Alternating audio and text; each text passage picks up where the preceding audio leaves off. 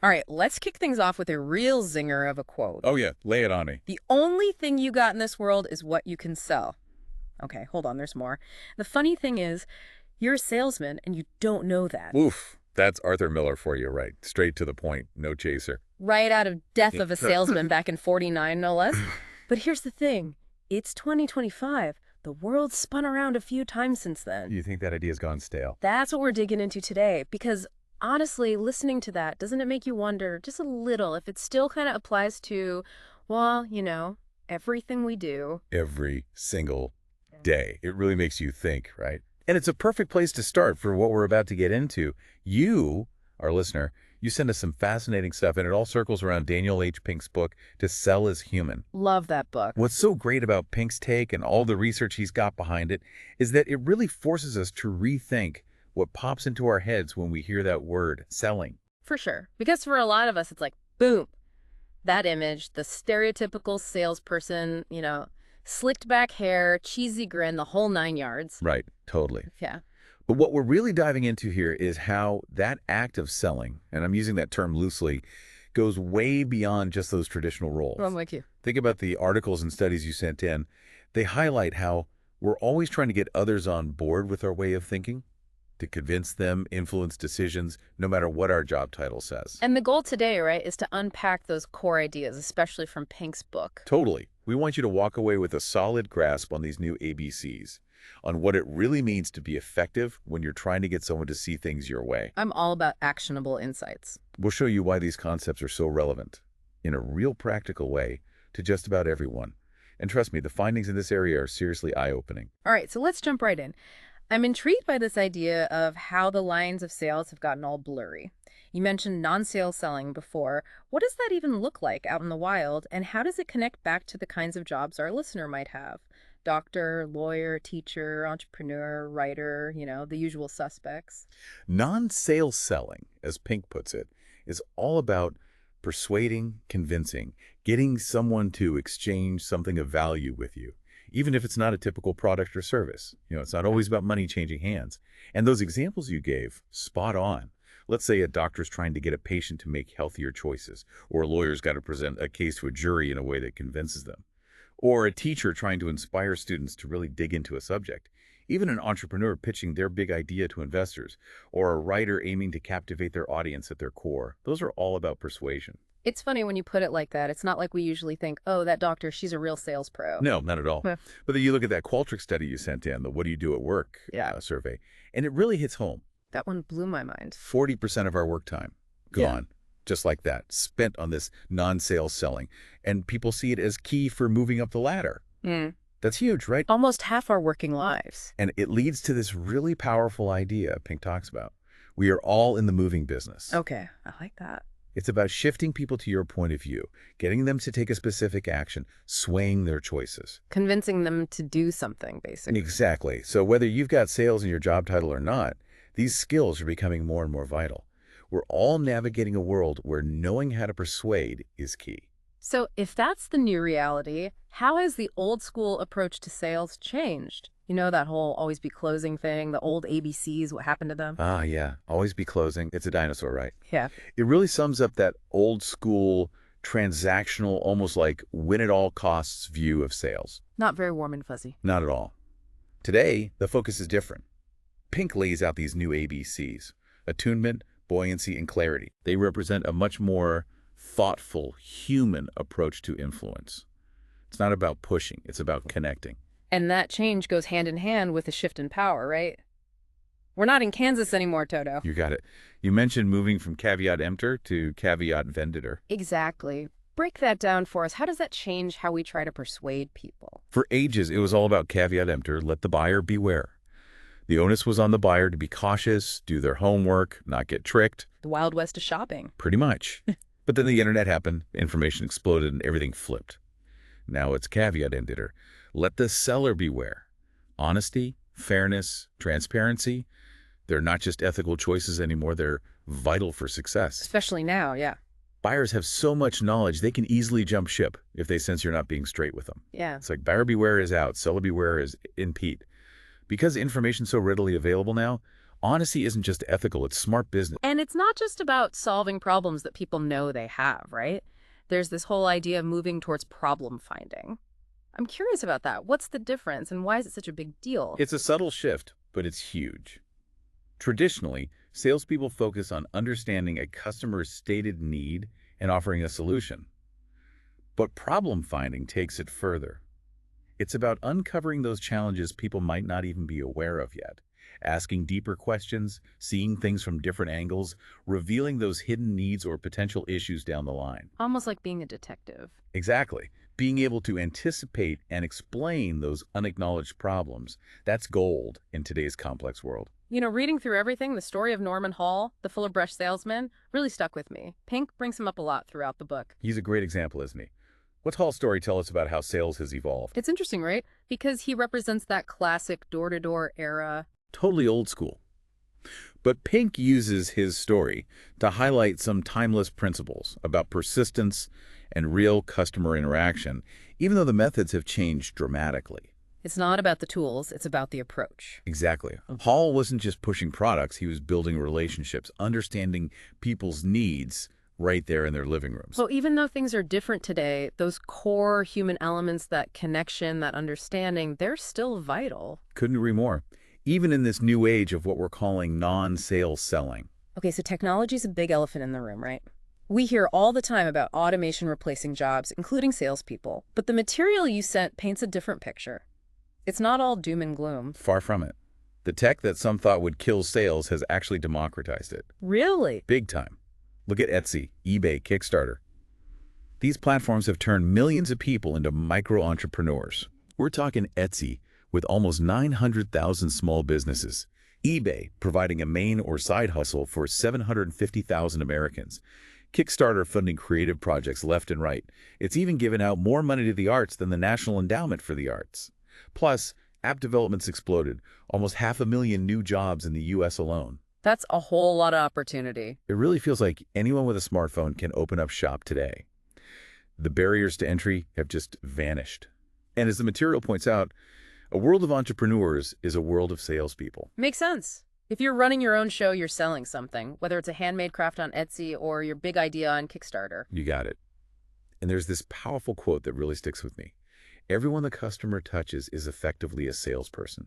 It's not just the sales team anymore, right? Everyone's got to be on their game. Every interaction, from the first hello to customer service, shapes how people see a company. And that other quote, it's about leading with your ears instead of your mouth. I love that one. It's so true. Truly effective persuasion starts with listening, really understanding where the other person's coming from. Okay, let's get into the nitty-gritty of these new ABCs. Let's do it. First up, attunement.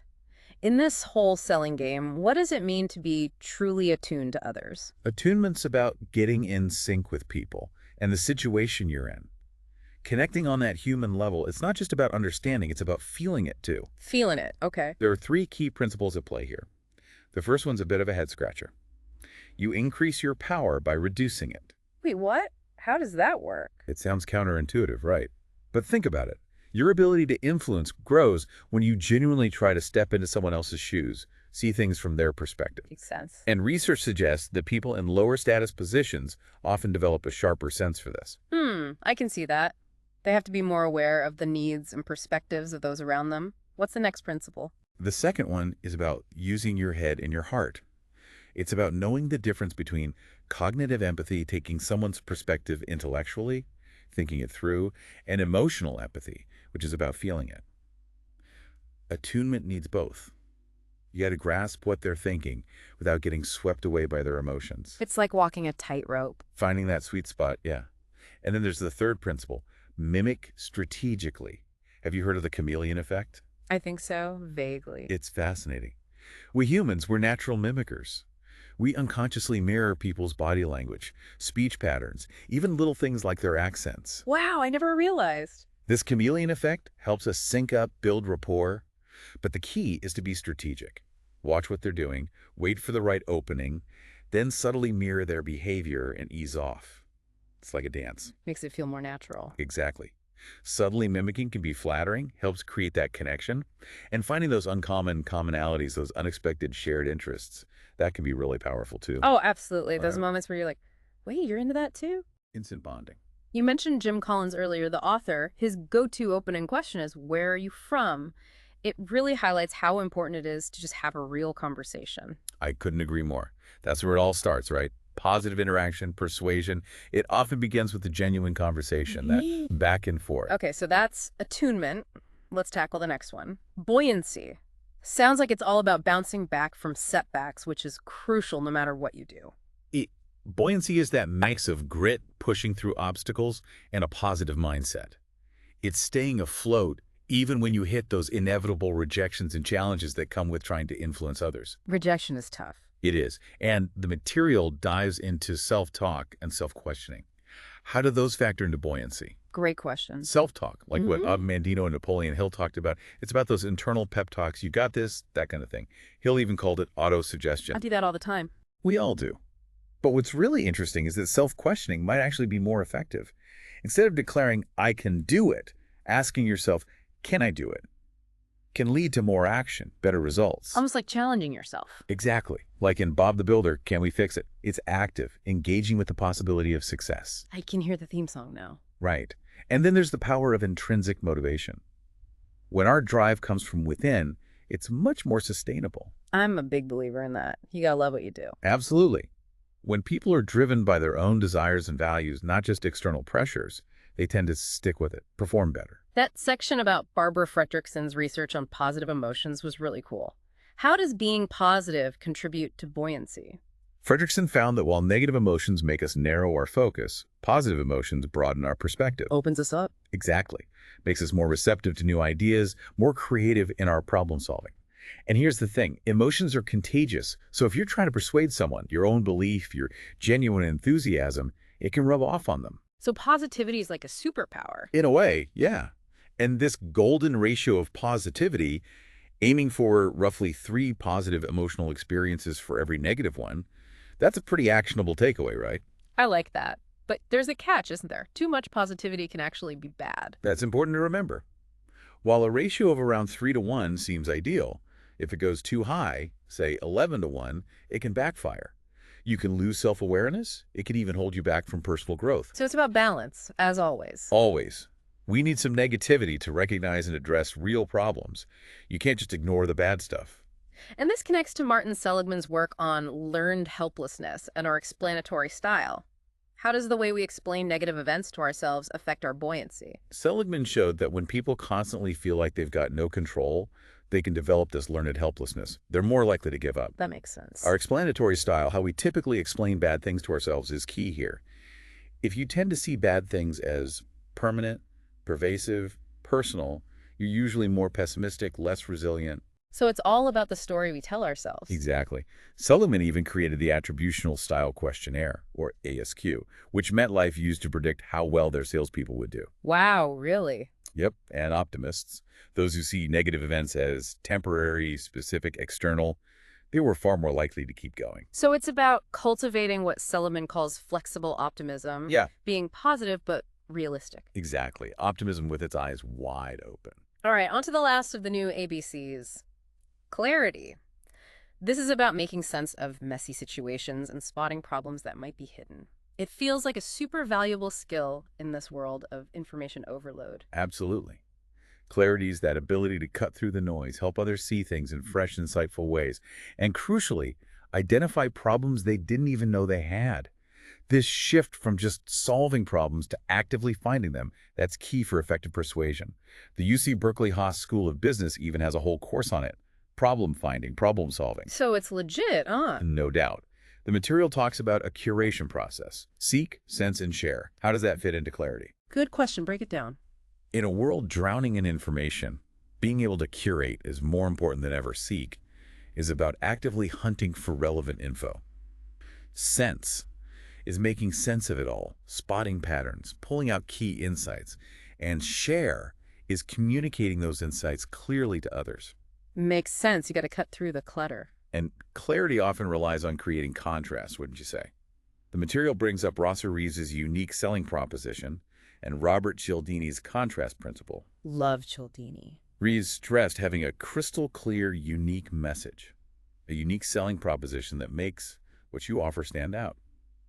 Cialdini's contrast principle is all about how we perceive things based on what we compare them to. It's all relative, right? Exactly. These principles highlight how important it is to frame your message in a way that draws a clear line, really emphasizes the value you bring. And it's interesting how economists and social psychologists approach the why behind our purchases differently. I'm all ears. Tell me more. Economists, they often focus on a product's attributes, its features, Right, the spec. while social psychologists dig into our underlying intent. Interesting. And what does the research say about what brings us more lasting satisfaction? It suggests that experiences, not just material possessions, deliver more long-term happiness. Makes sense. When you think about it, the tangible features of a product are important, but the experience that comes with it, the stories we tell, the connections we make that often sticks with us more. Memories over stuff, basically. Exactly. Framing what you offer as an experience can be really powerful. Creates clarity, resonates with people on a deeper level. Oh, and I got to mention the blemishing effect. I found that fascinating. Oh yeah, that's a good one. It's this idea that adding a tiny negative detail to an otherwise super positive description can actually make it more impactful. Sounds crazy, but it works, right? It does. It seems counterintuitive, but it boosts your credibility.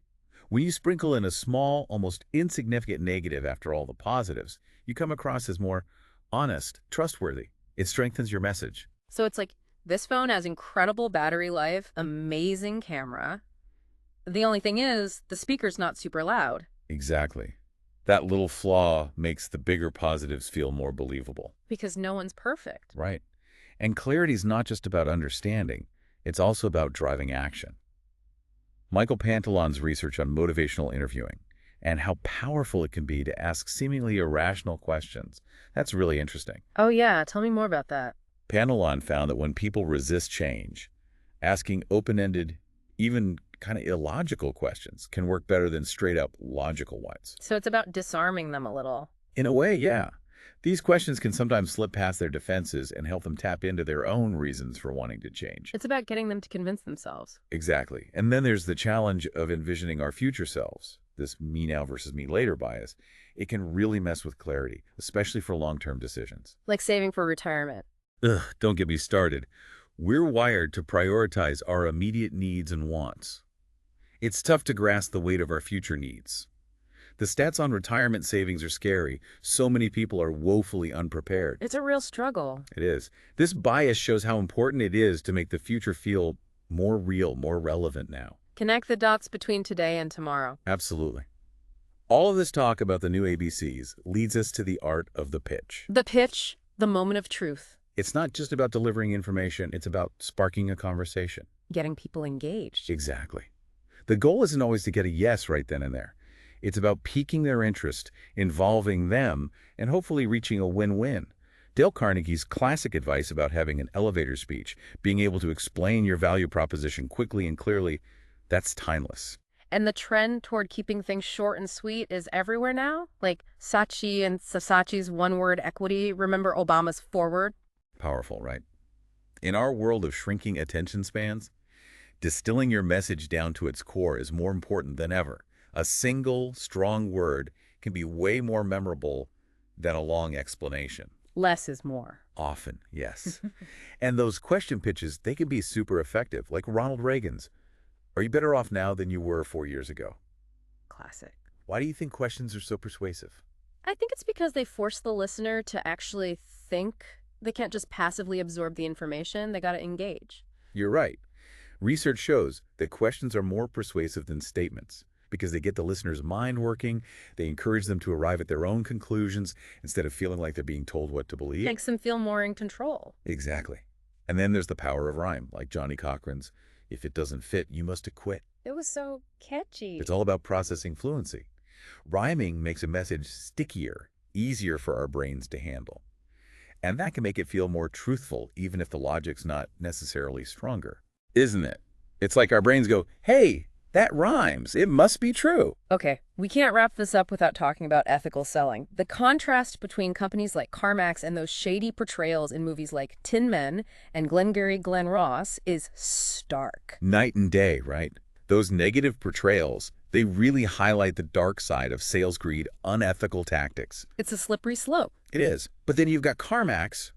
They're transparent, no-haggle approach where salespeople get the same commission no matter the price of the car, that's ethical and customer-centric. And it's been incredibly successful. It's refreshing, honestly. The fact that some companies have actually seen sales go up by downplaying commissions tells you something, doesn't it? For sure. It's about building trust, focusing on genuine relationships. That's the heart of it. And then there's Joe Girard, the legendary car salesman. What was his rule again? Girard's rule of 250.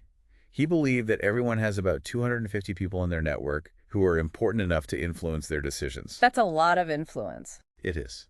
And he understood the ripple effect of every customer interaction. Treat people well, they'll be loyal, and they'll tell their friends. And his point about empathy being crucial and untrainable, that's so true. You can't fake caring. Nope. You got to genuinely care about their needs, their perspective. That's what makes persuasion both ethical and effective. And I love the distinction you made between irritation, pushing people to do what we want, and agitation, challenging them to do what they want. It's a subtle but important difference, right? Ethical persuasion is about aligning with their goals, their needs, not forcing our own agenda. Okay, so as we wrap up this deep dive, what are the key takeaways for our listener? What should they be thinking about in this ever-evolving world of influence? The main thing is this. Selling, in the broadest sense, is part of how we interact as humans, especially now.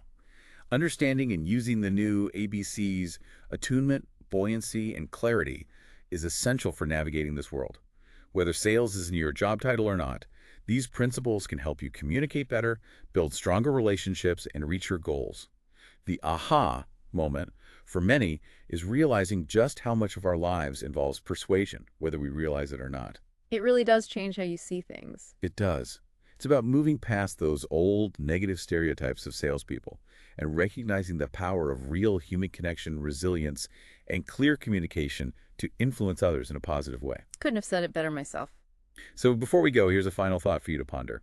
Think about these new ABCs: attunement, buoyancy, clarity, and ask yourself, what's one small tweak you could make in your interactions today to be a bit more attuned to the person you're talking to, a bit more buoyant in your approach, or a bit clearer in how you express your ideas? I love that challenge. It's about taking these big ideas and finding small, practical ways to use them in your own life.